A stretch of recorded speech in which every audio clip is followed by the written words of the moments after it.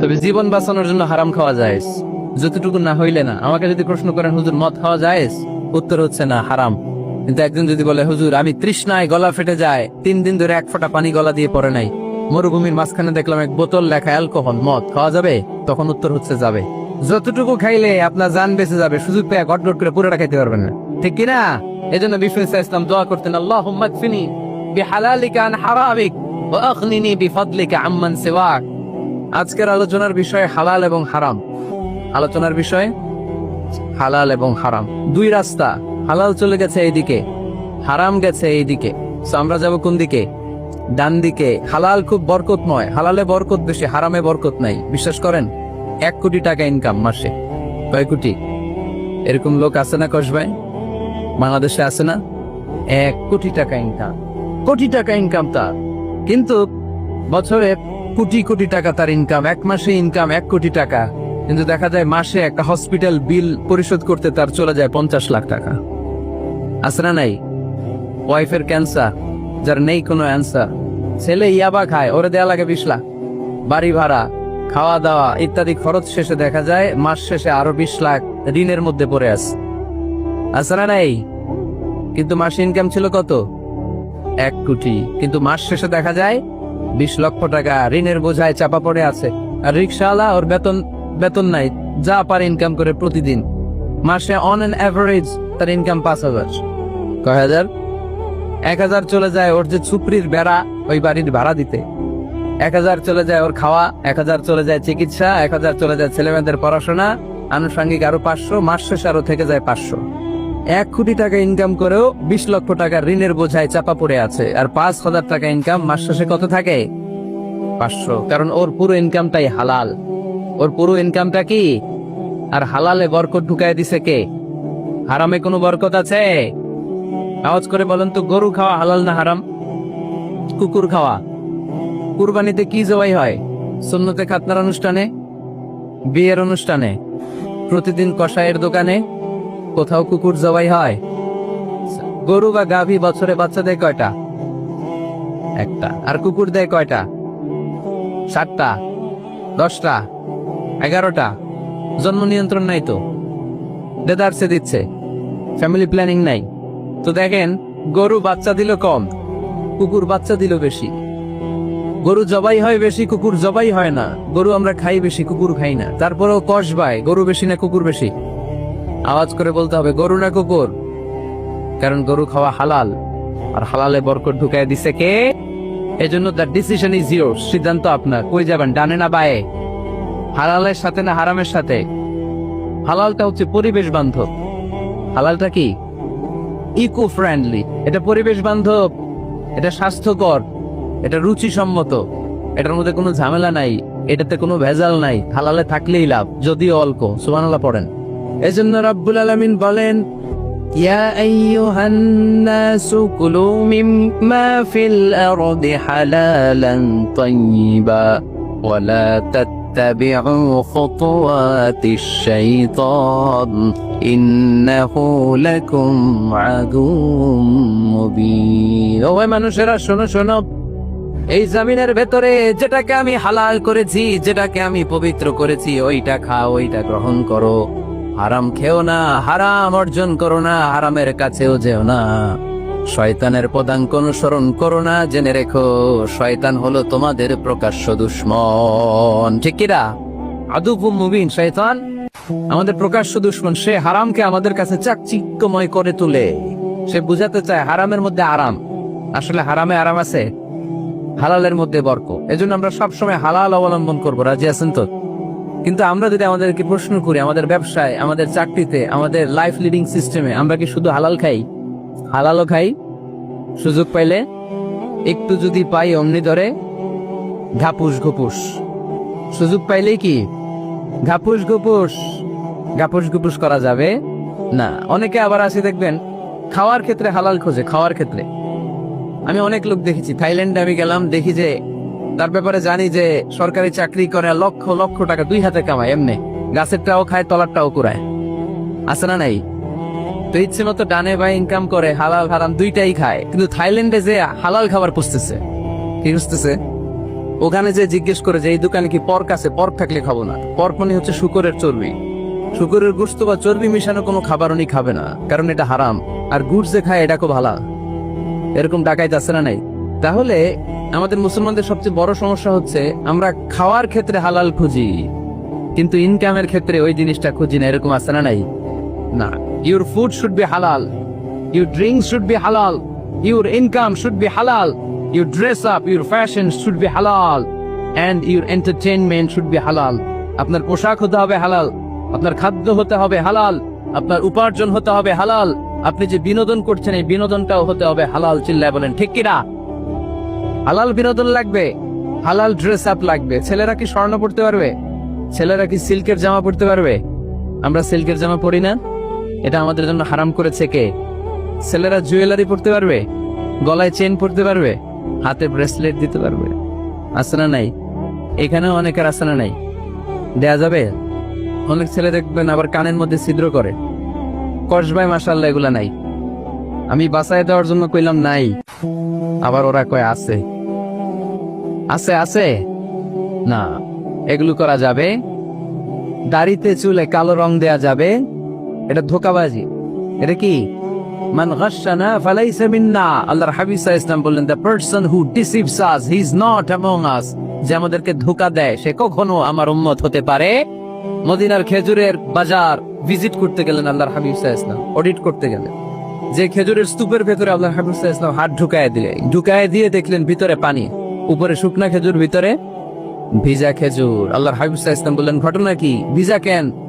ব্যবসায়ী বলতেছে বৃষ্টি হয়েছিল। কি হয়েছিল? তো বৃষ্টি হইলে তো তার নমুনা সব জায়গায় থাকবে। তখন আল্লাহর হাবিব সাল্লাল্লাহু আলাইহি ওয়াসাল্লাম দাঁড়িয়ে বলেছিলেন, খবরদার, মান গাশশানা ফালাইসা মিন্না। যে আমাদেরকে ধোঁকা দেয় সে আমাদের দলভুক্ত হতে পারে না। এজন্য আমরা যেন কাউরে ধোঁকা না দেই, আমরা যেন হারামের সাথে সম্পর্ক জুড়ে না দেই। আমাদের সম্পর্ক হবে হালালের সাথে। চিল্লায় বলতে হবে কিসের সাথে? আজকের মাহফিলটা তখনই সার্থক হবে যখন এই কথাগুলো শুনে আমরা এই সিদ্ধান্তে উপনীত হতে পারবো যে আমার ফুড, আমার ড্রিঙ্কস, আমার ইনকাম, আমার ড্রেস আপ, আমার এন্টারটেইনমেন্ট, আমার সবকিছু হালাল দিয়ে আমি সাজাবো। আমার জীবনটাকে আমি হালাল দিয়ে সাজাবো। রাজি আছি না নাই?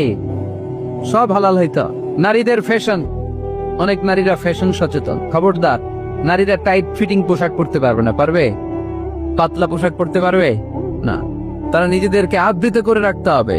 টাইট ফিটিং পোশাক পরতে পারবে না, অন্য ধর্মের পোশাক পরতে পারবে না, পর চুলা লাগাতে পারবে না। এই ফোর কর্নার্স, এই বর্ডার গুলো মেনে নারী যে কোনো ধরনের ফ্যাশন নিতে পারে। এই ফ্যাশন গুলোকে বৈধ করেছে কে? এজন্য রাব্বুল আলামিন বলেন, ইয়া আইয়ুহান নাসু কুলু মিম্মা ফিল আরদি হালালান তাইয়্যিবা ওয়া লা তাত্তাবিউ খুতুওয়াতিশ শাইতান ইন্নাহু লাকুম আদুউম মুবিন। সুবহানাল্লাহ পড়ে। ওহে মানুষেরা, এই জমিনে যেটা পবিত্র আর হালাল বলে আমি ঘোষণা দিয়েছি সেটা খাও, কারণ সেটাতেই বরকত। আর শয়তানের পদাঙ্ক অনুসরণ করো না, কারণ শয়তান তোমাদের প্রকাশ্য শত্রু। কথাটা বলেছেন কে? তাহলে আমরা হালালের পক্ষে না বিপক্ষে? এই আপনাদের গলার আওয়াজ। হালালের পক্ষে না বিপক্ষে? হারামের পক্ষে না বিপক্ষে? আমরা আমাদের জীবনটা হালাল দিয়ে সাজাতে চাই কি চাই না? কারণ হালালে বরকত ঢুকায় দিছে কে? কিভাবে আপনার জীবনের প্রতিটি অঙ্গনকে হালাল দিয়ে সাজাবেন? কিভাবে এই হারাম থেকে বেঁচে থাকবেন? এর কিছু মূলনীতি আছে, some principles, you have to follow it. এই প্রিন্সিপাল গুলো যদি খেয়াল করেন তাহলে হালাল দিয়ে জীবন সাজানো সহজ। আর এই প্রিন্সিপালে, মূলনীতিতে যদি ভেজাল লাগাই দেন তাহলে সব জায়গায় ভেজাল আছে না নাই? আজকে এই চমৎকার দুপুরে আমরা হালাল হারামের মূলনীতির ব্যাপারে কয়েকটি কথা শুনে বিদায় নিব ইনশাআল্লাহ। পরে হালাল এবং হারামের প্রথম মূলনীতি হচ্ছে আল আসলু ফিল আশিয়াই আল ইবাহা। মূলত সব কিছু পৃথিবীতে যা দেখি, যা পাওয়া যায়, খাবার দাবার যাই হোক না কেন, মৌলিকভাবে সবকিছু হালাল। যুবক ছেলেরা বুঝে যাও, কান দুটো খরগোশের কানের মতো খাড়া কর। আমি সহজ করে বুঝাবার চেষ্টা করব, যদিও সহজ করে বুঝানো সহজ না। সহজ করে কইতে আমায় কহজে, সহজ করে যায় না কওয়া সহজে, ঠিক কিনা? তারপর আমি চেষ্টা করছি সহজ করে বুঝানোর। খুব সহজ। আর দিন ও ইউসরুন লা উসরা ফি, দিন সহজ, এর মধ্যে কাঠিন্যতা নাই। মন জয় করার চারটা বাক্য আল্লাহর হাবিব সাল্লাল্লাহু আলাইহি ওয়াসাল্লাম আমাদেরকে শিখিয়ে গিয়েছেন। বাশিরু ওয়ালা তুনাফিরু, ইয়াসসিরু ওয়ালা তুআসসিরু। সহজ করে উপস্থাপন করো, কঠিন করো না। মানুষকে দিনের প্রতি আকৃষ্ট করো, দিন থেকে ভাগিয়ে দিও না। আমরা অনেকে দিন থেকে ভাগায় দেই, আছে না নাই? এক ছেলে হিন্দু হইছে, হিন্দু থেকে মুসলমান হইছে, আগে ছিল হিন্দু, এখন দেখে এই ছেলেরে কি সুন্নি মুসলমান বানাবে, না ওয়াহাবি বানাবে, না আহলে হাদিস বানাবে, না হানাফি বানাবে, এই নিয়ে কিলাকিলি, আছে না নাই? কি বিপদ! সে আগে হিন্দু আসছিলাম, এটাই তো ভালো আসছিলাম। মুসলমান হওয়ার পরে এর ভয় দেখানো শুরু করছে, এই খবরদার, নামাজ রোজা যাকাত হজ সব লাগবে, হারাম খাওয়া যাবে না, এটা নাই ইসলাম, এটা নাই, ওইটা নাই, ওইটা নাই, হিন্দু কইতে আমিও নাই। এরকম হয় না? খবরদার, আল্লাহ ছাড় দিতে চায়, মৌলবীরা ছাড় দেয় না, আছে না নাই? তো আমরা যেন কঠিন না করি। হালাল হারামের প্রথম মূলনীতি হচ্ছে basically everything in this world is হালাল। এই পৃথিবীতে যা আছে সবই হালাল। সব কি? সব হালাল, সব হালাল, সবই হালাল, অল্প কিছু হারাম। সুবহানাল্লাহ পড়ে। যদি এমন হইতো এই পৃথিবীতে যা আছে সবই হারাম, অল্প কিছু হালাল, খুব ভালো হইতো, তাই না? সুবিধা হইতো আমাদের। আমাদের সুবিধা করে দিলেন কে? বেসিকলি এভরিথিং ইজ হালাল, পৃথিবীর সবকিছু হালাল। আপনারা যদি কেউ কিছু বলে যে এটা কি হালাল না হারাম, আপনি হুট করে বলবেন আগেই বলবো হালাল। যদি হারামের দলিল পাওয়া যায় তখন বলবো হারাম, ঠিক কিনা?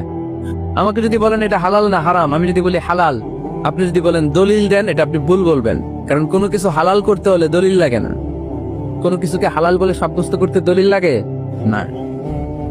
হারাম বলে যদি সাব্যস্ত করতে চান তখন দলিল লাগবে, তাও তেনা পেছানো দলিল দিয়ে হবে না, যেন তেন দলিল দিয়ে হবে। অকাট্য দলিল, এটাকে বলে আল আদিল্লা আল কাতঈয়া।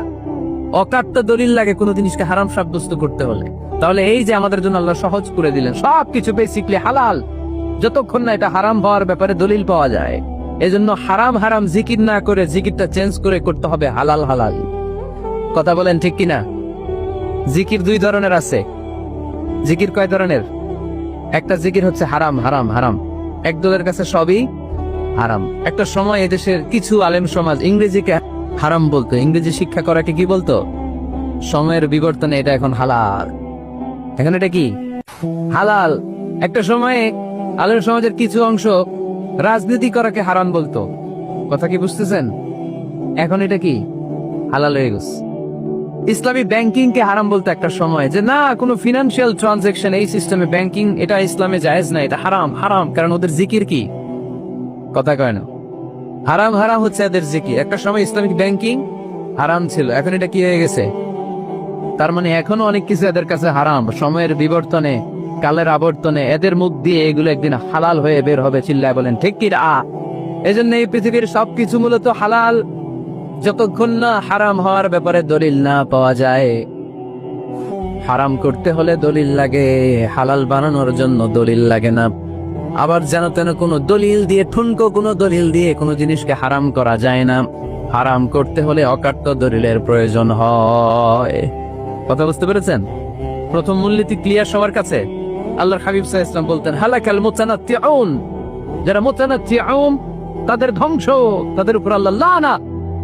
সাহাবারা বললেন ইয়া রাসূলুল্লাহ, ইয়া হাবিবাল্লাহ, মান হুমুল মুতানাত্তিউন? মুতানাত্তিউন কারা যাদের উপর আপনি লানত দিলেন, যাদের ধ্বংসের কথা বললেন? বিশ্বনবী বললেন আল্লাহর দেয়া হালাল বিষয়কে যারা সমাজের মধ্যে হারাম বলে প্রচার করে তারাই হলো সমাজের মুতানাত্তিউন। নাউজুবিল্লাহ পড়ুন। কুল মান হারামা যিনাতাল্লাহিল্লাতী আখরাজা লিইবাদিহি ওয়াত-তাইয়্যিবাতি মিনার রিজক। এজন্য আল্লাহ ডেকে বললেন খবরদার, কে আছে সমাজের মধ্যে আমার দেয়া হালাল সাজসজ্জাগুলোকে, পবিত্র জিনিসগুলোকে হারাম বলে ফতুয়া তুলে, তাদের উপর আমার লানত। খবরদার, আল্লাহ যেটাকে হালাল বলছে এটাকে হারাম বলার স্পর্ধা দেখাবেন। এটাকে হারাম বলা যাবে? তাহলে প্রথম মূলনীতি কি সবাই বুঝতে পারছেন? বুঝতে পেরেছেন? এই দুনিয়াতে বেসিকলি সবকিছু কি? আওয়াজ করে বলেন। আর হালাল প্রমাণ করতে দলিল লাগে। কি প্রমাণ করতে দলিল লাগে? হারাম। এজন্য আমাদের জিকিরটা একটু চেঞ্জ করে দিবাম। আমরা হারাম হারাম না বলে কি বলবো? হালাল হালাল। যখনই দলিল পাবো তখন জিকির শুরু করব হারাম। কথা বুঝে নাই বোধহয়? দলিল পাওয়ার আগ পর্যন্ত সব কি? আরো জোরে বলেন। দলিল পাওয়ার পরে সেটা হয়ে যাবে হারাম। প্রথম মূলনীতি ক্লিয়ার? সবার কাছে ক্লিয়ার? কষ্ট হইতেছে? শেষ করে দিব, আরো কয়েক মিনিট শুনবেন? আচ্ছা, দ্বিতীয় মূলনীতি হচ্ছে হালাল হচ্ছে আনলিমিটেড। হালাল কি? কথা বলেন। আনলিমিটেড। আর হারাম হচ্ছে লিমিটেড। হারাম হচ্ছে সসীম, হালাল হচ্ছে অসীম। হালাল গুণে শেষ করা যায় না, কিন্তু হারাম গুণে শেষ করা যায়। সুবহানাল্লাহ পড়তে পারলেন না? যদি এমন হইতো হারাম আনলিমিটেড, সবই হারাম, আর হালাল হচ্ছে লিমিটেড, হালাল গুণা যায়, এমন যদি হইতো আমাদের জন্য কঠিন হয়ে যেত না? আমাদের জন্য এটাকে সহজ করে দিলেন কে? দেখেন, কোরআনে যত জায়গায় আল্লাহ হালালের ঘোষণা দিয়েছেন, আল্লাহ ব্যাপক ভাবে দিয়েছেন। আল্লাহ বলেছেন উহিল্লা লাকুম বাহিমাতুল আনআম, এই পৃথিবীতে যত গবাদি পশু আছে সব খাওয়া হালাল, ইল্লা মা ইউকলা আলাইকুম, তবে হাতে গোনা অল্প কয়েকটা ছাড়া, যেগুলো এখনই তোমাদেরকে তেলাওয়াত করে শোনানো হবে। পড়েন সুবহানাল্লাহ। আবার আল্লাহ বললেন উহিল্লা লাকুম সাইদুল বাহরি ওয়া তাআমু, সাগরের মধ্যে যত প্রাণী পাওয়া যায়, মাছ পাওয়া যায়, কাঁকড়া পাওয়া যায়, সব খাওয়াকে হালাল করে দিলেন কে? সাগরে যত ধরনের প্রাণী আছে, কাঁকড়া বলেন, তিমি বলেন, যা বলেন, সব হালাল, হাতে কোনো অল্প কয়েকটা ছাড়া। সুবহানাল্লাহ পড়েন। তার মানে যখনই আল্লাহ তাআলা হালালের ঘোষণা দেন, আল্লাহ তাআলা এটাকে ব্যাপকভাবে ঘোষণা দেন। আর যখনই আল্লাহ হারামের ঘোষণা দেন কোরআনের ভেতরে, তখন আল্লাহ গুনে গুনে দেন। কিভাবে দেন? হুররিমাত আলাইকুমুল মাইতাতু ওয়াদ-দামু ওয়া লাহমুল খিনজির ওয়া মা উহিল্লা লিগাইরিল্লাহি বিহি ওয়াল মুনখানিকাতু ওয়াল মাওখুযাতু ওয়াল মুতারাদ্দিয়াতু ওয়ান নাতিহা, গুনে গুনে দিয়েছেন। সুবহানাল্লাহ পড়েন। যখন আল্লাহ বললেন হালাল, তখন বললেন চার পাওয়ালা যত জন্তু আছে হালাল, অল্প কয়েকটা ছাড়া। যখন ঘোষণা দিলেন হালালের, আল্লাহ বললেন সাগরের ভেতরে যত প্রাণী পাওয়া যায় সব খাওয়া হালাল, অল্প কয়েকটা ছাড়া। কিন্তু হারামের ঘোষণা যখন আল্লাহ কোরআনে দিলেন, তখন ব্যাপক ভাবে দেয় নাই, গুনে গুনে দিছেন। রক্ত খাওয়া হারাম, মরা প্রাণী খাওয়া হারাম, শূকর খাওয়া হারাম, আল্লাহর নাম ছাড়া অন্য কোন নামে বলি দেওয়া হয়েছে এরকম প্রাণী খাওয়া হারাম, সিংহের গুতা খেয়ে কোনো প্রাণী মারা গেছে ওইটা হারাম। এরকম গুনে গুনে অল্প কয়েকটা হারাম, বাকি সব কিছুকে আমাদের জন্য হালাল করে দিয়েছে কে? আবার যদি আল্লাহরে জিজ্ঞেস করি আল্লাহ কাদেরকে বিয়ে করতে পারবো, আল্লাহ বলবে সবাইরে বিয়ে করবি। বাংলাদেশের নারীরা বিয়ে করা হালাল, পাকিস্তানের মেয়েদেরকে বিয়ে করা হালাল, সৌদি আরবের নারীদেরকে বিয়ে করা হালাল, এই বাংলাদেশের সিলেটের মেয়েদেরকে বিয়ে করা হালাল, ঢাকার মেয়েদেরকে বিয়ে করা হালাল, চট্টগ্রামের মেয়েদেরকে বিয়ে করা হালাল। হালালের কোনো শেষ নাই। সুবহানাল্লাহ পড়েন। কিন্তু যখন জিজ্ঞেস করলাম তাহলে কাকে কাকে বিয়ে করা হারাম, তখনই আল্লাহ গুনে গুনে 14 জনের নাম বলে দিলেন। পড়েন সুবহানাল্লাহ। হুররিমাত আলাইকুম উম্মাহাতুকুম ওয়া বানাতুকুম ওয়া আখাওয়াতুকুম ওয়া আম্মাতুকুম ওয়া খালাতুকুম ওয়া বানাতুল আখি ওয়া বানাতুল উখত। চিল্লায় পড়ে আল্লাহু আকবার। যখন হালাল, তখন ব্যাপকভাবে বললেন সব মেয়েদেরকে বিয়ে করতে পারো। মুসলিম যত নারী হয়, বাংলাদেশের হোক, পাকিস্তানের হোক, ইন্ডিয়ার হোক, গোটা বিশ্বের যে কোনো জায়গার মুসলিম নারী হলেই সেটা হালাল। কিন্তু হারাম কোনটা যখন জিজ্ঞেস করলাম, গুনে গুনে বললেন মাকে বিয়ে করা হারাম, নিজের কন্যাকে বিয়ে করা হারাম, বোনকে বিয়ে করা হারাম, ফুফিকে বিয়ে করা হারাম, খালাকে বিয়ে করা হারাম, ভাতিজিকে বিয়ে করা হারাম, নিজের ভাগ্নিকে বিয়ে করা হারাম। সুবহানাল্লাহ পড়বেন না? তাহলে সহজ না কঠিন? চিল্লায় বলেন। কি সহজ ইসলাম, কত সহজ। দাঁড়িয়ে নামাজ পড়া ফরজ, দাঁড়াতে পারতেছেন না, বসে পড়লেও কবুল করবে কে? অজু করে নামাজ পড়া কি? পানি নাই, তায়াম্মুম করে নামাজ পড়লে কবুল করবে কে? বিয়েতে মোহরানা দেওয়া কি? মোহরানা নাই। এক সাহাবী বললেন ইয়া রাসূলুল্লাহ বিয়ে করুন, মোহরানা আছে? না। কি আছে? এটা কিচ্ছু না। তো কিচ্ছু না থাকলে বিয়ে করবো কেমন? মোহরানা দেওয়া লাগবে না? কোরআন পারো? পারি। কয়টা সূরা? এতটা সূরা। এক নারীকে জিজ্ঞেস করলেন কোরআন পারো? বলে না, পারি না। আল্লাহর হাবিব সাল্লাল্লাহু আলাইহি ওয়াসাল্লাম দুইজনকে বিয়ে পড়ায় দিলেন।